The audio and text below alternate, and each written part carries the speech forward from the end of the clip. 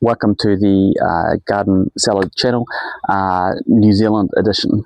So today we're looking at this great big Feijoa tree behind me. This is a pretty big tree. When I moved into this house in, I think it was about, 2010. So that's about 15, 16 years ago. It was already a big tree at that stage. So it's probably at least maybe 25 to 30 years old, I suppose. As you can see, it's quite enormous now. We did cut it back to head height about one stage, about 10 years ago probably, and ever since then it's just sprung back up again. So what I'm going to look at today is this issue that we're having with this fruit here. So the fruits, some of it's quite a good size, but a lot of it has, it's called Guava Moth. Now what happens is the Guava Moth burrows its way into the fruit, usually when it's small, and then it lives in there as the fruit grows up, and the grub or the caterpillar slowly develops and slowly grows. And what happens is the fruit falls to the ground, and then when the caterpillar or grub is about a centimetre long, it hatches out.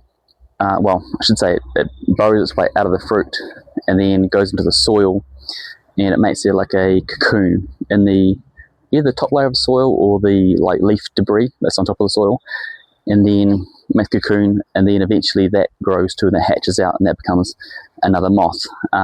Slowly this year it's just been taking over more and more and more in this tree. So this year pretty much all the fruit is lost. It's really unedible. So some of this fruit here, I'm not sure if you can see it, but has these little marks on the fruit here. Doesn't look like much from the outside, but once you open it up, which I'll cut some open and put some on some B-roll hopefully, so you can see what it looks like. But it's all brown and yuck and mushy and has tunnels all through it, so it's not really that good for eating. So it's not a good thing. What I'm going to do today is hopefully combat that guava moth. I'm going to sweep up all the fruit that's here and chuck it in the rubbish. One thing to remember is with this moth is you don't compost the fruit, even though compost is good. But in this case, what happens is the fruit still sits in the compost. The grubs still hatch out. They still go into the compost to make their cocoons and hatch out and start their life cycle all over again. So it's not really a good thing to do that in this case. So what we're going to do is we're going to chuck all this fruit out into the general waste rubbish, and someone has to take that away and get rid of it for us. So let's get started. We'll start with sweeping up the fruit.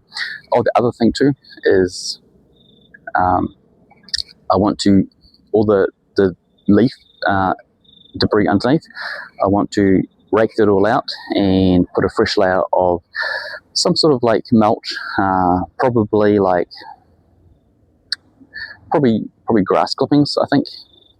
And then if any fruit does fall off and the bugs hatch out, then hopefully they will just make the cocoon in the top layer of the grass.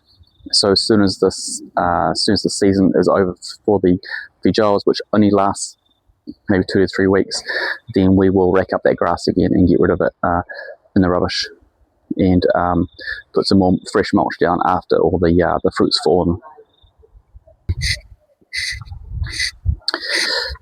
Alright, let's get started and clean this up.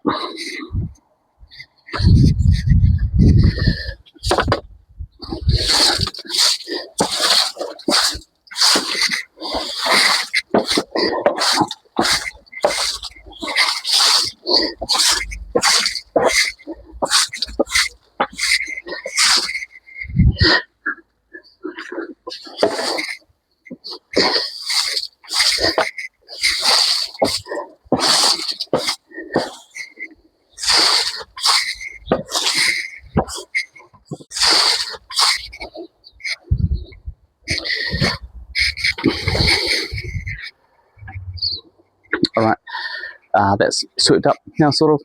I'll go get the bin and I'll check it out.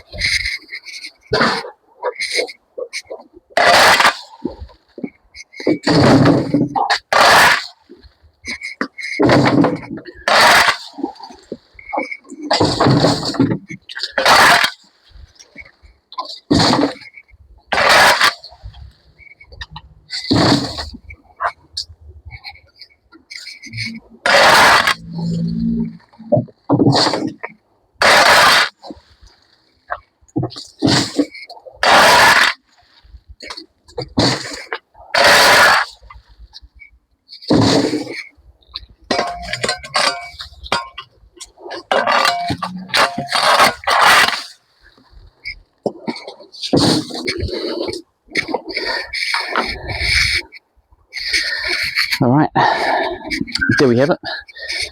That's all the cobblestones cleaned up at least.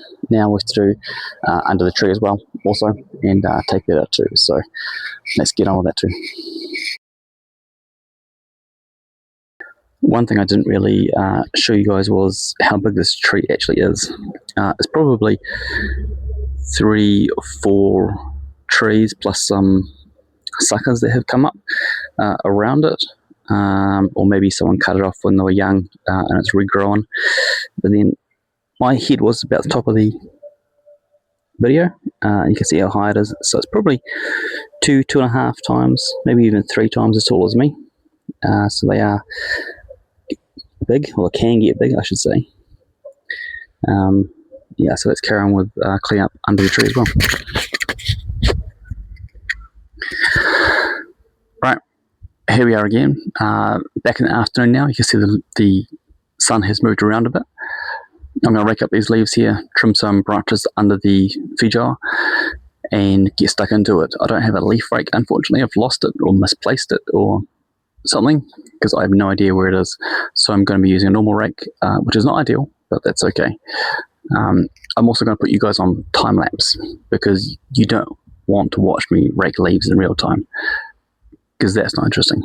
So let's get stuck into it.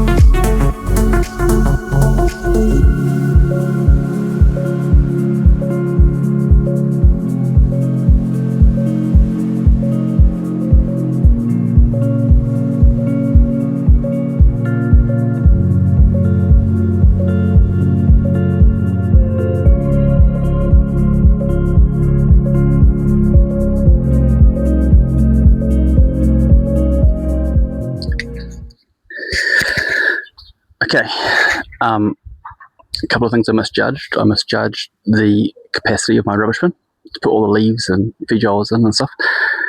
It's not enough, so I'll have to wait till it gets emptied and put the rest of it in. And also how much grass I had lying around. So I thought I had a lot, had a few piles from a whole lawn, but obviously it's not enough to fill this up.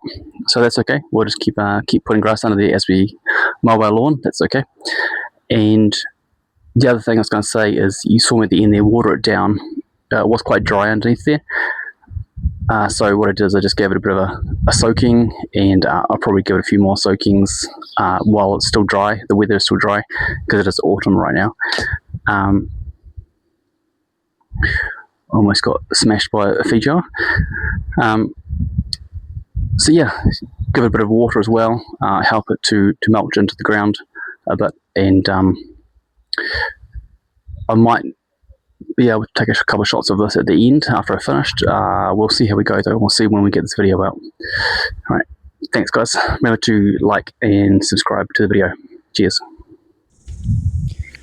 Here we are 1 week later.